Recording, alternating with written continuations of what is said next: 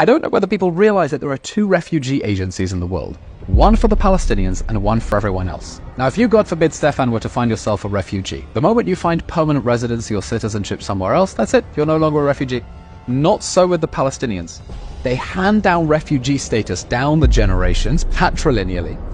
Even if you have citizenship, even if you have residency, even if you are, as far as you're concerned, a Palestinian living under a Palestinian government in Palestine, 70% of the people in the Gaza Strip are classified as being refugees, even though they were displaced from nowhere other than their mother's wombs. And what happens then when the UN tells them, Gaza isn't your home, you don't really belong in Gaza?